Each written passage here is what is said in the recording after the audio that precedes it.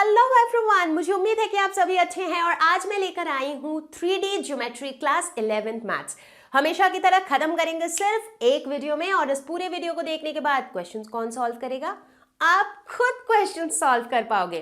तो मैं हूँ Roshni from Learno Hub, the free learning platform जहां पर आप फिजिक्स, केमिस्ट्री, मैथ्स, बायोलॉजी सब कुछ पढ़ सकते हो absolutely for free at learnohub.com।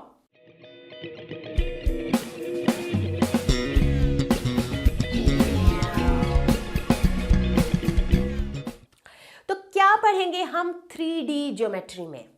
कुछ नई चीजें, कुछ पुरानी चीजें, बट कुल मिला के आएगा बहुत मजा।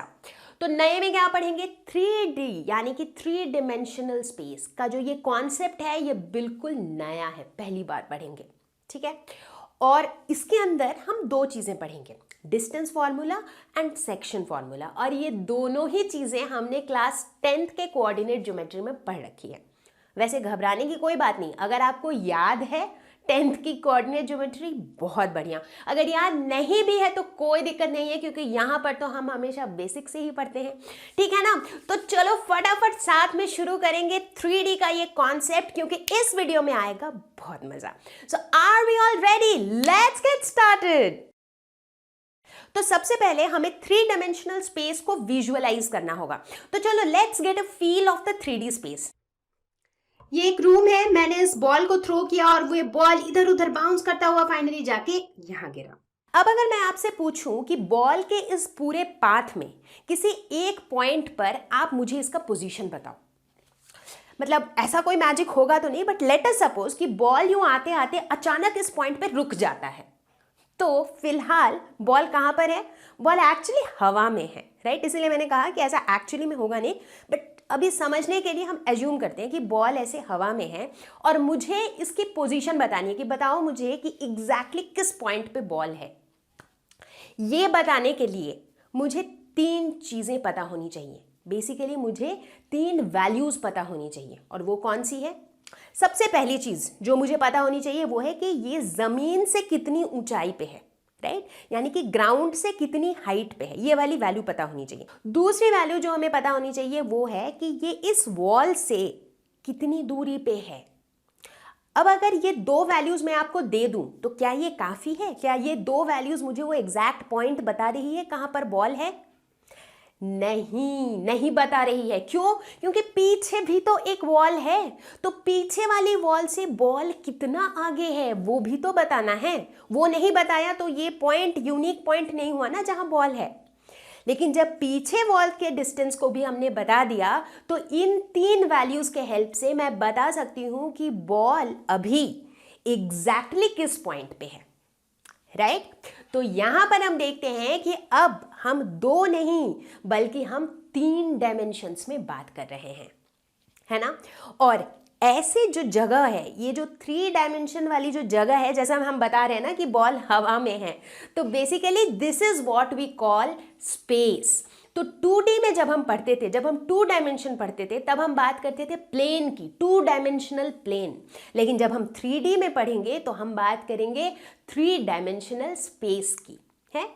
अच्छा, अब बहुत से बच्चों को लग रहा होगा कि अच्छा ठीक है, ये तो समझ आ रहा है, पर 2D में क्या होता था? तो चलो फटाफट से इसी बॉल को हम देखते हैं 2D में।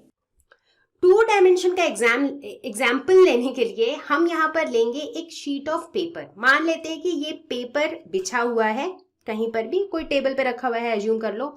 अब हमने यहाँ क्या किया, बॉल को जो है इस पेपर के ऊपर यूं रोल करा दिया, ठीक है। अब अगर मुझे बॉल की इस पोजीशन को बतानी हो, exact position of the ball, तो यहाँ पर हम देखते हैं कि हमें सिर्फ 2 ही वैल्यूज चाहिए होती हैं कि ये जो बॉल है ये पेपर के इस वाले साइड से कितने डिस्टेंस पे है। एक तो हमें ये पता होना चाहिए, दूसरा हमें ये पता होना चाहिए कि ये जो बॉल है ये पेपर के इस वाले साइड से कितने डिस्टेंस पे है। तो बेसिकली यहाँ पर हमें कितने डायमेंशंस चाहिए? 2 डायमेंशन। क्यों? यहाँ पे वो डेप्थ वाला डायमेंशन क्यों नहीं है? क्योंकि ये एक प्लेन है, जो पेपर है आपका उसकी डेप्थ क्या है, उसकी हाइट क्या है, कुछ है नहीं, राइट। तो इसीलिए यहाँ पर सिर्फ 2 वैल्यूज यानी कि 2 डायमेंशन से ही हमारा काम चल जा रहा है। So this is an example of 2 dimensional plane. तो बच्चा पार्टी, इसका मतलब जब हम यूं खड़े रहते हैं और ऊपर से यूं जूम एरोप्लेन चली जाती है तो वो 2 डिमेंशनल प्लेन में होता है या फिर 3 डिमेंशनल स्पेस में? बताओ। 3 डिमेंशनल स्पेस में ऑब्वियसली। तो चलो, अब तक हमने 3 डिमेंशनल स्पेस को विजुअलाइज तो कर लिया, ठीक है ना।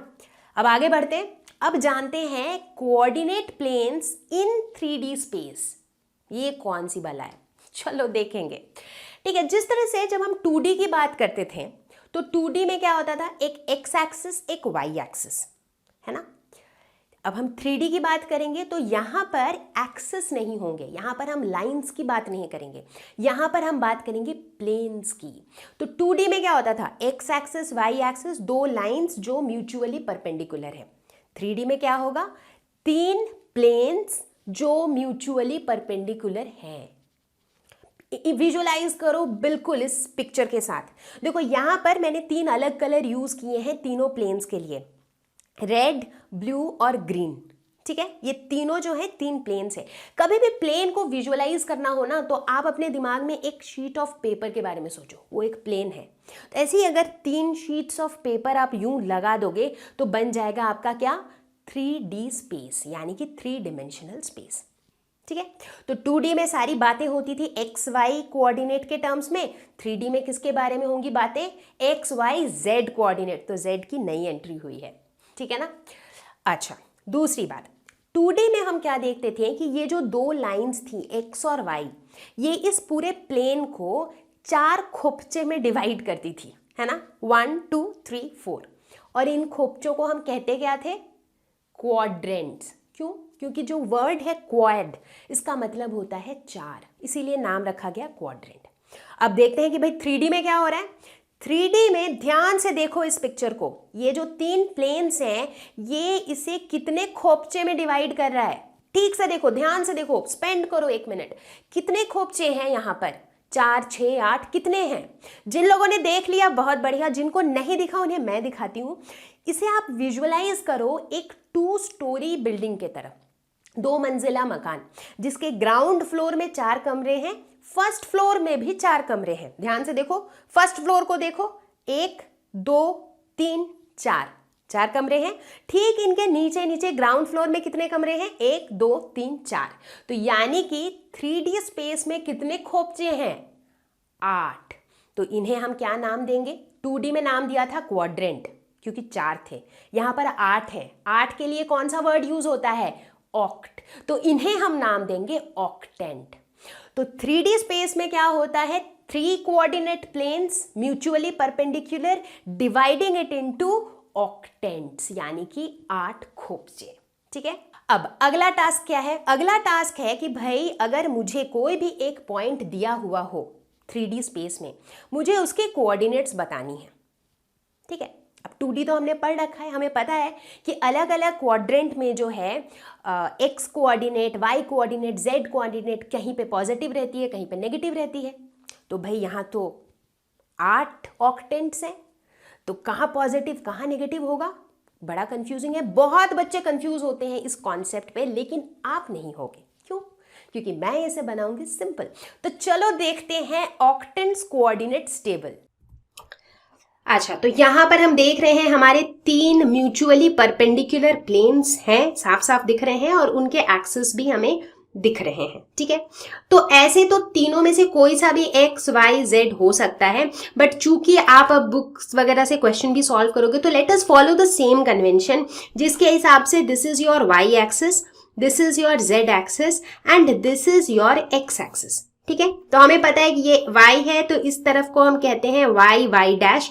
तो बेसिकली यहाँ पर हमारा क्या होता है, सेंटर पे होता है ओरिजिन। तो ओरिजिन के इस साइड पॉजिटिव y, तो इस तरफ पॉजिटिव y, इस तरफ नेगेटिव y। ठीक उसी तरह इस तरफ पॉजिटिव x और इस तरफ पीछे की तरफ हो जाएगा नेगेटिव x। z का ऊपर की तरफ पॉजिटिव z और नीचे की तरफ हो जाएगा नेगेटिव z। ठीक है, यहां तक सारा क्लियर है, चलो बढ़िया है। अब देखते हैं हर क्वाड्रेंट में हम देखेंगे कि कौन सा कोऑर्डिनेट पॉजिटिव और कौन सा नेगेटिव होगा। तो शुरू करेंगे फर्स्ट कोऑर्डिनेट से। ठीक है, फर्स्ट कोऑर्डिनेट कौन सा वाला है, ये वाला कमरा। जैसो अभी जो फर्स्ट सेकंड थर्ड और फोर्थ है ना, जैसे मैं अभी बता रही थी कि इसको आप इमेजिन करो एक 2 मंजिले मकान के जैसा। तो ये फर्स्ट, सेकंड, थर्ड, फोर्थ, ये जो क्वाड्रेंट्स हैं ये आपके फर्स्ट फ्लोर के कमरे हैं, ठीक है। और 5, 6, 7, 8 जो है ये आपके ग्राउंड फ्लोर के कमरे हैं, ठीक है। ऐसे याद रखो तो ज्यादा आसानी रहेगी। तो जब मैं फर्स्ट क्वाड्रेंट की बात कह रही हूं तो वो ये वाला क्वाड्रेंट है। तो बेसिकली दिस वन, इस जगह पे जो है that is our first quadrant. तो मान लो ये बंदा यहाँ पे खड़ा है, तो वो ये सामने वाले कमरे में खड़ा है। So this is my first quadrant. First quadrant में क्या हो रहा है, देखो एक्स क्या है, वाई क्या है, पॉजिटिव है, एक्स क्या है, पॉजिटिव है, जेड क्या है, पॉजिटिव है, यानी कि फर्स्ट क्वाड्रेंट में तीनों पॉजिटिव है। चलो चलते हैं सेकेंड क्वाड्रेंट। सेकेंड क्वाड्रेंट कौन सा होगा, इसका अगला वाला, यानी कि ये वाला जो खोपचा है that is our second quadrant, ठीक है। तो सेकेंड क्वाड्रेंट का बंदा कहां खड़ा होगा, इस वाले रूम पे, ठीक है। तो ये सेकेंड क्वाड्रेंट पे जो है उसके देखो उसके कौन कौन से एक्सेस है, ये y positive, z positive, but x जो है वो नेगेटिव है। तो इसीलिए सेकेंड क्वाड्रेंट में x नेगेटिव होगा, बाकी दोनों पॉजिटिव, राइट। तो मतलब अगर ये पिक्चर आपको क्लियर हो गया ना तो कोई सा भी आप बता दोगे कि कौन से क्वाड्रेंट में कौन सा पॉजिटिव कौन सा नेगेटिव होगा, ठीक है। चलते हैं थर्ड क्वाड्रेंट। थर्ड मतलब ये पीछे वाला जो हमें ऐसे सामने से दिख नहीं रहा है, ये पीछे की तरफ है, इस वाली जगह पे है, पीछे वाला कमरा, ठीक है। यहां पर जो बंदा खड़ा रहेगा वो हमें कैसे दिखेगा, वो यहां से तो दिखेगा नहीं, उसको मैं ना यूं डॉट डॉट से बनाती हूँ, क्योंकि बेसिकली वो यूं पीछे की तरफ दिखेगा। देखो ये ग्रीन की तरफ से जो अंदर दिख रहा है ना, उस वाली जगह पे वो दिखेगा। तो मैं यूं डॉट डॉट से बना रही हूं, यानी कि ये ऐसे सामने से दिख नहीं रहा है मुझे, बट ये उस तरफ है कहीं, ठीक है। तो ये जो बंदा है इसके लिए आप देखो, इसके लिए y नेगेटिव रहेगा, x भी नेगेटिव रहेगा, सिर्फ z पॉजिटिव रहेगा। तो वही हो रहा है, एक्स वाई नेगेटिव, सिर्फ z पॉजिटिव। जो फोर्थ क्वाड्रेंट में रहेगा, फोर्थ कौन सा वाला है, फोर्थ है अपना ये वाला क्वाड्रेंट, ये वाला खोपचा। तो यहां का बंदा यहां खड़ा रहेगा, ये है फोर्थ क्वाड्रेंट, है ना। तो फोर्थ क्वाड्रेंट पे जो है उसके लिए y नेगेटिव है, x पॉजिटिव है, z भी पॉजिटिव है, तो सिर्फ y नेगेटिव है। तो फर्स्ट फ्लोर के तो सारे कमरे हमने कर लिए हैं कवर, ठीक है। अब चले ग्राउंड फ्लोर पे।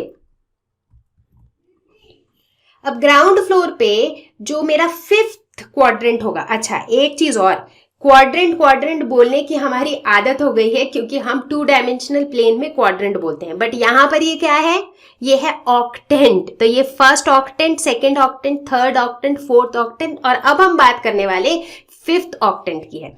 तो फिफ्थ ऑक्टेंट कौन सा वाला होगा, फिफ्थ ऑक्टेंट ग्राउंड फ्लोर पे होगा, और ये जो फर्स्ट ऑक्टेंट था उसके नीचे वाला, तो यानी कि ये वाला, यहां पर जो बंदा खड़ा है वो बंदा कहां पर है, वो है हमारे फिफ्थ ऑक्टेंट पे, ठीक है।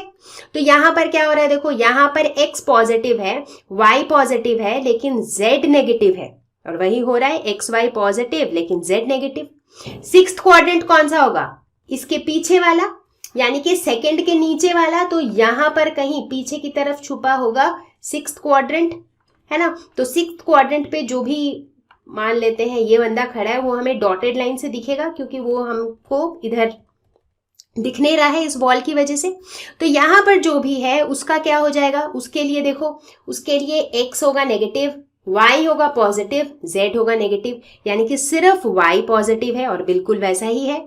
सेवेंथ पे जाओ, सेवेंथ तो बिल्कुल दिख ही नहीं रहा है क्योंकि ये थर्ड के नीचे वाला है सेवेंथ, पीछे की तरफ, तो उसको भी बना तो देते हैं चलो ऐसे डॉटेड लाइन से, क्योंकि वहां भी कोई तो है, राइट। उस कमरे में जो भी नंबर्स रहेंगे वो कौन से वाले क्वाड्रेंट में है, वो है सेवेंथ क्वाड्रेंट में, सेवेंथ ऑक्टेंट में, राइट। तो सेवेंथ ऑक्टेंट में क्या होगा, z होगा नेगेटिव, x भी होगा नेगेटिव, और y भी होगा नेगेटिव। तो ये एक ऐसा क्वाड्रेंट, ये एक ऐसा ऑक्टेंट होगा जहां पे सारे कोऑर्डिनेट्स नेगेटिव होंगे।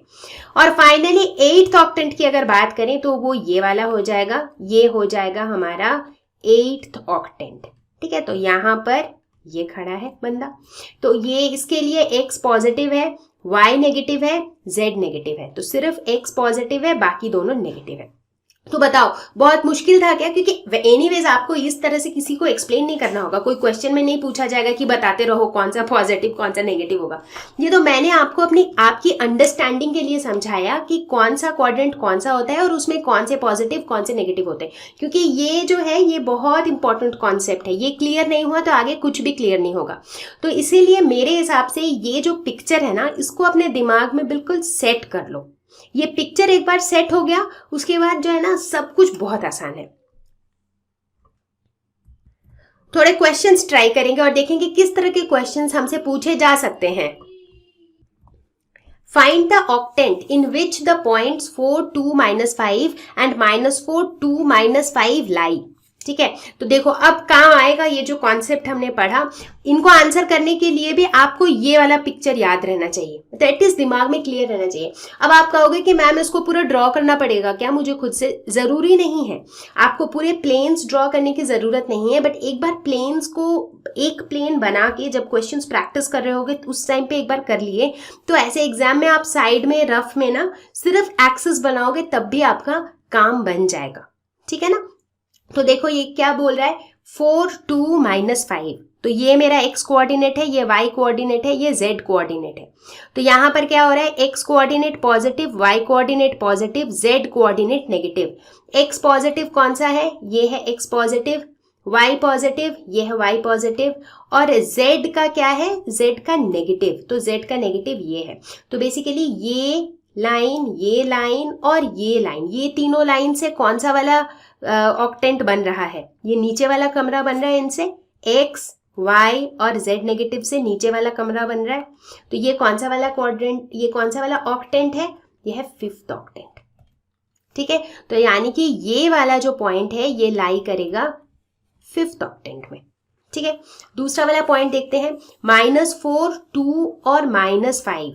तो यहां पर भी ये x, y, z है, तो नेगेटिव पॉजिटिव मतलब x नेगेटिव, तो x नेगेटिव कहाँ पे है, इधर है x नेगेटिव, तो ये अपना हो गया x नेगेटिव इस तरफ, y पॉजिटिव यानी कि ये, और z नेगेटिव यानी कि ये। राइट, तो इन तीनों लाइन से कौन सा वाला कमरा बन रहा है हमारा, नीचे वाला बन रहा है, ग्राउंड फ्लोर का ये पीछे वाला, बेसिकली ये वाला कमरा बन रहा है 5th के पीछे वाला। तो वो कौन सा क्वाड्रेंट, वो कौन सा ऑक्टेंट है, वो है 6th ऑक्टेंट। तो इसीलिए ये वाला जो पॉइंट है ये लाई करेगा 6th ऑक्टेंट में। ठीक है, चलो आगे बढ़ते हैं, एक और एग्जाम्पल देखते हैं। A point is on the x axis, what are its y coordinate and z coordinates. ठीक है, तो यहां पर जो है ना मैं एक बार आपको 2D याद दिलाती हूँ। 2 डायमेंशन में क्या होता था, मान लो अभी फिलहाल के लिए हम एक बार 2 डायमेंशन की बात करते हैं, ये x एक्सिस y एक्सिस। तो अगर कोई पॉइंट जो है वो x एक्सिस में लाई करता था तो y कोऑर्डिनेट उसका क्या होता था, इसका y कोऑर्डिनेट क्या होगा, 0 होगा। राइट, कोई भी पॉइंट जो x कोऑर्डिनेट x एक्सिस में लाई करता है उसका x कोऑर्डिनेट तो ये वाली वैल्यू हो जाएगी, लेकिन जो y कोऑर्डिनेट है वो 0 होगा। करेक्ट, क्यों, क्योंकि वो हमेशा x एक्सिस के ऊपर लाई कर रहा है, तो y एक्सिस के अलोंग उसका ओरिजिन से कोई डिस्टेंस है ही नहीं। राइट, तो इसलिए y कोऑर्डिनेट उसका 0 होगा। अब इस क्वेश्चन पे आते हैं। ये क्वेश्चन कह रहा है कि 3D की बात कर रहे हैं अब हम, लेकिन हमारे पास एक पॉइंट है जो x एक्सिस में लाई करता है, तो ये हमारा x एक्सिस है। तो मान लो कोई भी एक पॉइंट की अगर हम बात करें, कोई भी पॉइंट P की बात करें जो x एक्सिस में कहीं पर भी लाई कर सकता है वो। ठीक है, तो x एक्सिस में लाई करने वाला मान लो कोई सा भी पॉइंट है जो x एक्सिस में लाई कर रहा है। इन पॉइंट्स के लिए इनका y और z कोऑर्डिनेट क्या हो जाएगा। अब चूंकि हमेशा ये x एक्सिस के ऊपर ही लाई करेंगे तो इनका y एक्सिस के अलोंग या फिर z एक्सिस के अलोंग कोई डिस्टेंस रहेगा ही नहीं ओरिजिन से। राइट, तो इसीलिए इनका जो y कोऑर्डिनेट है, इनका x कोऑर्डिनेट का तो कुछ वैल्यू रहेगा क्योंकि ओरिजिन से ये जितने भी डिस्टेंस पे है वो हो जाएगा x कोऑर्डिनेट का वैल्यू, लेकिन जो y और z कोऑर्डिनेट्स हैं वो हो जाएंगे 0। एक और example, a point is in the XZ plane, what can you say about its y coordinate. अब देखो ये बताया गया है कि पॉइंट किस प्लेन में है। अब देखो x एक्सिस कौन सा है, ये वाला, z एक्सिस कौन सा है, ये वाला। ठीक है ना, अब XZ प्लेन कौन सा वाला है, ध्यान से देखो इस पिक्चर को, कौन सा वाला वो प्लेन है जिसके अंदर एक्स एक्सिस और जेड एक्सिस है। ठीक से देखो, ये दो परपेंडिकुलर जो लाइंस हैं जेड जेड डैश और एक्स एक्स डैश, ये कौन से वाले प्लेन को बना रही है? ये जो ग्रीन वाला प्लेन है, ये ग्रीन कलर का जो प्लेन है वो है हमारा एक्स जेड प्लेन। ठीक है, अब हमें ये बताना है कि अगर कोई भी पॉइंट इस ग्रीन कलर के प्लेन के ऊपर कहीं भी लाई करता है तो उसका वाई कोऑर्डिनेट कितना होगा। अब देखो ध्यान से देखो, कोई भी पॉइंट जो इस वाले ग्रीन शीट पे लाई करेगा, इसी पे लाई करेगा, इसका वाई कोऑर्डिनेट क्या हो जाएगा? वाई कोऑर्डिनेट कुछ भी होने के लिए वाई एक्सिस के अलोंग कुछ तो डिस्टेंस होना चाहिए फ्रॉम ओरिजिन। बट इस केस में क्या हो रहा है, ये जो ग्रीन शीट है ये तो ओरिजिन पे ही है और ग्रीन शीट के ऊपर ही वो लाई कर रहे हैं पॉइंट्स, तो यानी कि वाई एक्सिस के अलोंग इनका डिस्टेंस हो जाएगा 0। तो इसीलिए कोई भी पॉइंट जो एक्स जेड प्लेन पे है उनका वाई कोऑर्डिनेट होगा 0। ठीक है, सबको समझ आ रहा है? क्योंकि यहाँ पे जो चीजें है ना, it is more about visualisation. तो एक बार अगर आपको, मैं बार बार बता रही हूँ, ये पिक्चर जो है ना एक बार दिमाग में सेट हो गया तो आपका पूरा 3D ज्योमेट्री बहुत आसान हो गया।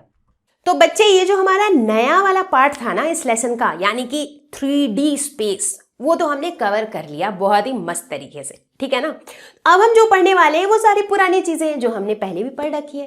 तो अभी हम बात करेंगे डिस्टेंस फॉर्मूला की। डिस्टेंस फॉर्मूला क्या होता है? वो कहता है कि अगर मुझे 3D स्पेस में दो पॉइंट्स दिए हुए हैं P और Q, जिनके हमें कोऑर्डिनेट्स पता है, यानी कि P का कोऑर्डिनेट है x1 y1 z1, Q का कोऑर्डिनेट है x2 y2 z2। ठीक है, तो इन दोनों के बीच का डिस्टेंस कैसे निकालेंगे? मैं कहती हूं कि यार 2D में कैसे निकालते थे? 2D के केस में डिस्टेंस फॉर्मूला क्या होता था? Root over x2 minus x1 का whole square plus y2 minus y1 का होल स्क्वायर, और अब इसके साथ जुड़ जाएगा प्लस z2 माइनस z1 का होल स्क्वायर। मतलब बिल्कुल वही चीज है, सिर्फ z वाला कंपोनेंट ऐड हो गया है, बस इतना ही है और कुछ है ही नहीं। क्योंकि डेरिवेशन वगैरह पे तो हम अभी जाएंगे नहीं, तो हम सिर्फ समझेंगे कॉन्सेप्ट और उनका एप्लीकेशन। तो चलो देखते हैं डिस्टेंस फॉर्मूले को क्वेश्चन पे कैसे लगाएंगे। चलो एक एग्जांपल देखते हैं। Find the distance between the points -3 7 2 and 2 4 -1।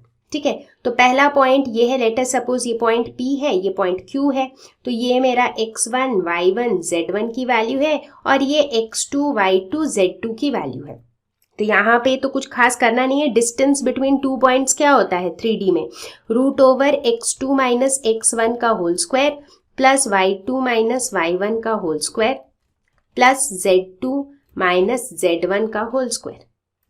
बस और कुछ करना नहीं है, इनकी वैल्यूज पुट कर देते हैं तो ये हो जाएगा रूट ओवर 2 माइनस -3 का होल स्क्वायर प्लस 4 माइनस 7 का होल स्क्वायर प्लस -1 -2 का होल स्क्वायर। तो इसकी वैल्यू आ जाएगी रूट ओवर 43। तो ये हो जाएगा डिस्टेंस इन दोनों पॉइंट के बीच में। क्वेश्चन देखते हैं। Show that the points P -2 3 5 Q 1 2 3 and R 7 0 -1 are collinear. Okay, हमें बताना है कि ये तीनों पॉइंट्स कोलिनियर है। अब जाहिर सी बात है कि चूंकि अभी अभी हमने डिस्टेंस फॉर्मूला पढ़ा है तो डिस्टेंस फॉर्मूले के हेल्प से हमें ये प्रूव करना होगा। ठीक है, तो मान लो ये 3 पॉइंट्स हैं। अब अगर ये तीनों पॉइंट्स कोलिनियर है, यानी कि ये तीनों जो है ये सेम लाइन में लाई करते हैं, एक ही स्ट्रेट लाइन के ऊपर लाई करते हैं। अगर ऐसा है तो इसका मतलब है ये, लेट्स से ये तीनों पॉइंट्स हैं, तो इसका मतलब distance between these 2 points plus distance, तो distance between these 2 points plus distance between these 2 points should be equal to distance between these 2 points, है ना। अगर ये 3 पॉइंट्स कोलिनियर है तो ऐसा ही होना चाहिए। तो हम क्या करते हैं, ये तीनों पॉइंट्स में हर 2 पॉइंट के बीच का डिस्टेंस निकाल लेते हैं। जैसे कि PQ निकाल लेते हैं। PQ क्या हो जाएगा? Distance between P and Q। QR निकाल लेते हैं, that is distance between Q and R। और फिर PR निकाल लेते हैं, that is distance between P and R। ठीक है, और अगर कोई भी 2 का सम जो है is equal to the third one, इसका मतलब ये कोलिनियर है। ठीक है, चलो PQ निकालते हैं। तो PQ जब निकालेंगे तो P के जो कोऑर्डिनेट्स हैं ये हो जाएंगे x1 y1 z1, q के कोऑर्डिनेट्स हो जाएंगे x2 y2 z2। तो उस हिसाब से root over x2 minus x1 का whole square plus y2 minus y1 का whole square plus z2 minus z1 का होल स्क्वायर। तो ये वैल्यू आ जाएगी रूट ओवर 14। उसी तरह क्यू आर निकालेंगे, क्यू आर भी ऐसे ही हो जाएगा root over y2 minus y1 का whole square, x2 minus x1 का whole square plus y2 minus y1 का whole square plus z2 minus z1 का होल स्क्वायर। तो इसकी वैल्यू आ जाएगी रूट ओवर 56। 56 को हम 14 इंटू 4 लिख सकते हैं, रूट ओवर 4 इज 2, तो ये हो जाएगा 2 रूट 14। ठीक है, अब बात करते हैं पी आर की। तो पी आर क्या हो जाएगा, पी में पी हो जाएगा x1 y1 z1, आर हो जाएगा x2 y2 z2। तो ये हो जाएगा रूट ओवर 7 माइनस माइनस 2 का whole square plus 0 minus 3 whole square plus minus 1 minus 5 whole square. तो इसकी वैल्यू आ जाएगी 3 रूट ओवर 14। तो इसकी एक्चुअली वैल्यू आएगी रूट ओवर 126, बट 126 को अगर आप फैक्टराइज करोगे तो आपको मिलेगा 2 इंटू 63, 3 इंटू 21, 3 इंटू 7। तो इसको हम क्या लिख सकते हैं, 3 इंटू रूट ओवर 14, है ना। तो ये मिल गया। अब हम क्या देखते हैं, अगर हम यहाँ पर देखें तो P Q plus Q R is equal to P R. तो यहाँ पे हमें दिख रहा है कि P Q plus Q R is equal to P R, यानी कि अगर ये पी क्यू है और अगर ये क्यू आर है तो फिर P Q plus Q R is equal to P R. और चूंकि ऐसा है देयरफॉर हम कह सकते हैं कि पी क्यू आर कोलिनियर।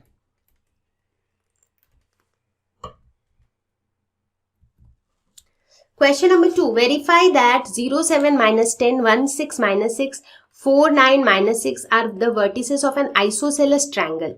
तो हमें प्रूव करना है कि ये जो 3 पॉइंट्स हैं, let us suppose point A, point B और point C, they are vertices of isosceles triangle. Isosceles triangle क्या होता है, जिनमें 2 साइड्स इक्वल होते हैं, 2 साइड्स आर इक्वल। जिस ट्रायंगल में सारे साइड्स इक्वल होते हैं उसे हम क्या कहते हैं, इक्विलैटरल ट्रायंगल। एग्जैक्टली। तो यहाँ मुझे ये प्रूव करना है कि कोई भी 2 साइड अगर इक्वल है तो यानी कि ये जो है ये आइसोसेलेस ट्रायंगल है।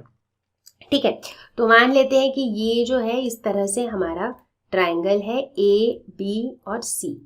तीनों के कोऑर्डिनेट्स पता है, तो distance between point A and point B हमें देगा लेंथ ऑफ ए बी, उसी तरह distance between point A and point C हमें देगा length of A C, and similarly distance between point B and C will give length of B सी।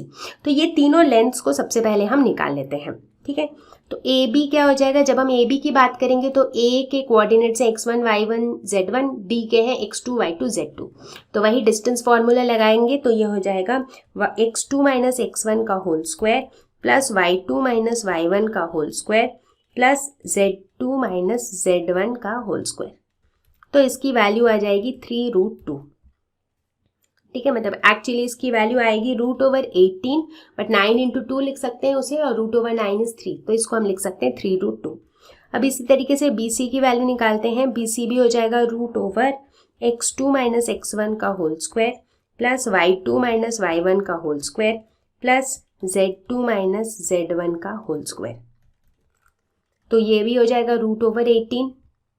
और अब हम निकालते हैं ए सी की वैल्यू। ए सी क्या हो जाएगा, root over x2 minus x1 का whole square plus y2 minus y1 का whole square plus z2 minus z1 का होल स्क्वायर। तो ये हो जाएगा रूट ओवर 36। ठीक है, तो अब हमें ये वैल्यूज मिल गई और हमें क्या दिख रहा है कि ए बी और बी सी की जो वैल्यू है वो बराबर है, यानी कि ये जो 2 साइड्स हैं they are equal. So therefore we see that A B is equal to B C. चूंकि 2 साइड बराबर है that means triangle A B C जो है that is an isosceles triangle. चलो भाई, तो अब हम शुरू कर सकते हैं सेक्शन फॉर्मूला। सेक्शन फॉर्मूला भी पहले पढ़ रखा है, तो यहाँ भी वही सेम कहानी है कि भाई 3D स्पेस में 2 पॉइंट्स हैं, मान लो P और Q, और एक लाइन है जो इन 2 पॉइंट्स से पास हो रही है। ठीक है, मुझे पता क्या है, मुझे पता है P के coordinates x1 y1 z1, Q के कोऑर्डिनेट्स x2 y2 z2। ठीक है, अब एक तीसरा पॉइंट है R, जो इस लाइन को m/n रेशियो में डिवाइड कर रहा है। अब मैं पूछ रही हूं कि यार ये जो पॉइंट R है इसके कोऑर्डिनेट्स क्या होंगे। तो ठीक उसी तरह जैसे हम 2D में निकालते थे वैसे ही निकालेंगे, सिर्फ z वाला कंपोनेंट एक्स्ट्रा आ जाएगा।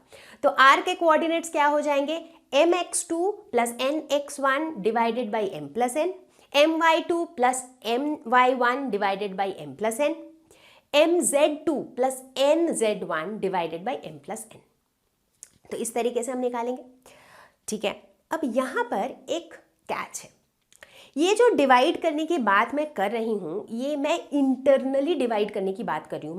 मतलब ये जो पॉइंट R है ये इस लाइन PQ को ऐसे डिवाइड कर रहा है कि R जो है वो PQ के अंदर लाई करता है। अगर ये PQ है तो R इन दोनों के बीच में कहीं ना कहीं लाई कर रहा है। ठीक है, लेकिन अगर ये पॉइंट R PQ को एक्सटर्नली डिवाइड करे तो, एक सेकेंड, क्या सबको पता है कि एक्सटर्नली डिवाइड और इंटरनली डिवाइड दोनों में क्या फर्क है? इंटरनल डिवीजन और एक्सटर्नल डिवीजन क्या होता है? नहीं पता है? तो चलो फटाक से देख लेंगे। जब हम इंटरनल डिवीजन की बात करते हैं हम कहते हैं कि जो पॉइंट ऑफ इंटरसेक्शन है that lies with in the line segment. Example लेके समझते हैं। मान लेते हैं कि हमारे पास एक लाइन सेगमेंट है AB और P एक ऐसा पॉइंट है जो इस लाइन सेगमेंट को इंटरनली डिवाइड कर रहा है। इंटरनली डिवाइड कर रहा है इसका मतलब है कि ये जो पॉइंट P है ये AB के बीच में कहीं ना कहीं लाई करेगा, इस लाइन के अंदर ही कहीं ना कहीं लाई करेगा। ठीक है, अगर हम कहते हैं कि P internally divides AB in the ratio 2:1, इसका मतलब क्या हुआ? इसका मतलब हुआ कि AP is to PB is equal to 2:1। इसका मतलब है AP by PB is equal to 2/1।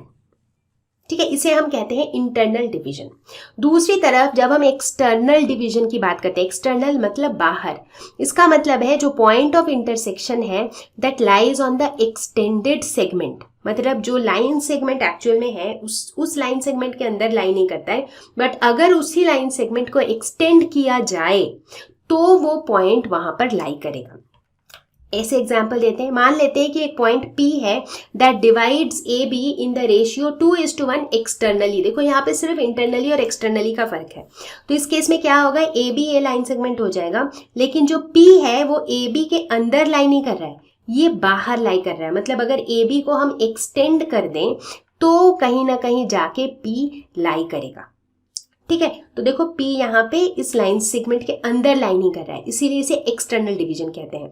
और अगर यहाँ पर हम कहें कि P जो है लाइन को 2:1 रेशियो में एक्सटर्नली डिवाइड कर रहा है, उसका क्या मतलब होगा? मतलब वही होगा कि AP divided by BP is equal to 2/1। तो इसका मतलब भी वही है कि AP by BP is equal to 2/1। तो अब सबको समझ आ गया कि एक्सटर्नली डिवाइड करने का मतलब क्या होता है। तो चलो फिर हम अपनी कहानी पे वापस जाते हैं। वही हमारे पास लाइन है जो P और Q से पास हो रहा है, लेकिन जो पॉइंट R है वो PQ को एक्सटर्नली डिवाइड कर रहा है। ठीक है, तो इस केस में R के कोऑर्डिनेट्स क्या हो जाएंगे? सब कुछ सेम रहेगा जैसे इंटरनल डिवीजन के केस में था, सिर्फ प्लस की जगह माइनस हो जाएगा। तो R के कोऑर्डिनेट्स एक्सटर्नल डिवीजन के टाइम पे हो जाएगा mx2 minus nx1 divided by m minus n, my2 minus ny1 divided by m minus n, mz2 minus nz1 divided by m minus n। तो ये था सेक्शन फॉर्मूला, लेकिन कोई भी चीज कंप्लीट थोड़ी होती है बिना क्वेश्चन सॉल्व किए। तो चलो फटाफट से कुछ क्वेश्चंस देखते हैं। देखते हैं पहला question. Find the coordinates of the point which divides the line segment joining the points -2, 3, 5 and 1, -4, 6 in the ratio 2:3 internally, 2:3 externally. तो सबसे पहले इंटरनली की बात करते हैं। तो हमें क्या पता है, कोई भी पॉइंट का कोऑर्डिनेट जो इंटरनली एक लाइन सेगमेंट को डिवाइड करता है वो हम ऐसे निकालते हैं, राइट। तो यहाँ पर m और n की वैल्यूज क्या है? m की वैल्यू है 2, n की वैल्यू है 3। ठीक है, x1 y1 z1 की वैल्यू है ये this is x1, y1, z1 and these are the values for x2, y2, z2. तो बस फिर अभी करना क्या है, इन वैल्यूज़ को इसमें डाल देना है, that's it and that's how you can calculate. ठीक उसी तरीके से जब एक्सटर्नली की बात करेंगे तो एक्सटर्नली के केस में जो है हमारा फॉर्मूले में सिर्फ प्लस की जगह माइनस हो जाता है, तो यहाँ पर भी ये वैल्यूज़ डालो और कैलकुलेट करो, इतना ही. So I am not spending time in calculating, I think you can put the values and you can calculate this. ठीक है, बल्कि हम अगला क्वेश्चन देखते हैं. ये क्वेश्चन में कुछ अलग है. तो find the ratio in which the YZ plane divides the line segment formed by joining the points -2, 4, 7 and 3, -5, 8. ठीक है, इसमें वापस से हम इस पिक्चर को देखते हैं. YZ प्लेन कौन सा वाला है, Y एक्सिस कौन सा है, ये है Y एक्सिस. Z कौन सा है, ये है Z. तो ये दोनों एक्सिस को लेके कौन सा प्लेन बना हुआ है, ये ब्लू वाला प्लेन. तो ये जो ब्लू कलर का प्लेन है that is the YZ plane. ठीक है, अब क्वेश्चन क्या पूछ रहा है, find the ratio in which the YZ plane divides the line segment formed by joining the points -2, 4, 7 and 3, -5, 8. ठीक है, तो बेसिकली हमारे पास ये दो पॉइंट्स हैं A और B. ठीक है, मान लेते हैं A के कोऑर्डिनेट्स हैं x1, y1, z1 जो कि दिए हुए हैं -2, 4, 7. B के कोऑर्डिनेट्स हैं x2, y2, z2 जो कि दिया हुआ है 3, -5, 8. ठीक है, हम मान लेते हैं कि YZ प्लेन में कोई भी एक पॉइंट लाई करता है, लेट अस से P कोई भी एक पॉइंट है जो YZ प्लेन में लाई करता है. चूंकि ये YZ प्लेन में लाई करता है तो इसका x कोऑर्डिनेट हो जाएगा 0, y कोऑर्डिनेट तो नॉन जीरो रहेगा, z कोऑर्डिनेट भी नॉन जीरो रहेगा.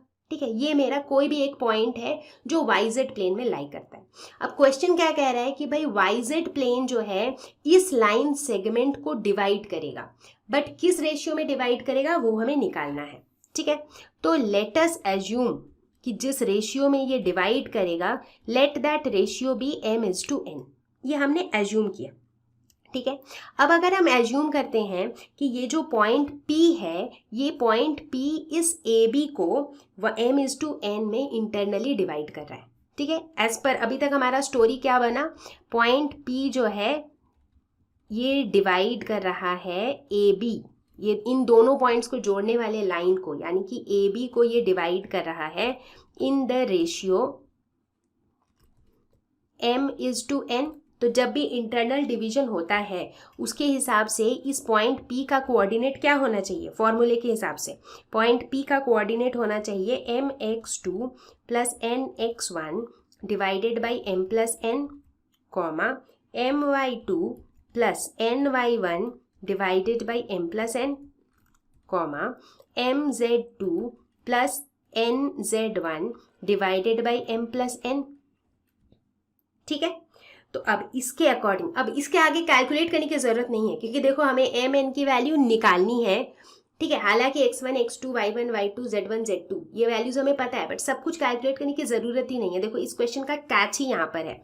अब यहाँ हम क्या करेंगे, हमें क्या पता है, जो इन्फॉर्मेशन क्वेश्चन में दी हुई है उसके हिसाब से जो P पॉइंट होगा उसके x, y, z कोऑर्डिनेट कुछ ऐसे होंगे. तो इसके अकॉर्डिंग P का जो x कोऑर्डिनेट होगा वो 0 होगा. क्यों, क्योंकि P जो है वो YZ प्लेन में लाई करता है.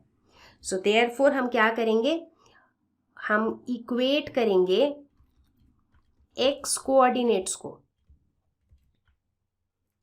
ठीक है, तो यानी कि ये जो मेरा x कोऑर्डिनेट है this should be equal to 0, है ना, क्योंकि ये दोनों ही P पॉइंट के ही कोऑर्डिनेट्स की हम बात कर रहे हैं. तो हम लिख सकते हैं कि mx2 + nx1 divided by m+n is equal to 0. m+n इधर आएगा तो पूरा 0 हो जाएगा. तो ये हो जाएगा mx2 is equal to -nx1. तो m/n इज इक्वल टू हो जाएगा -x1/x2.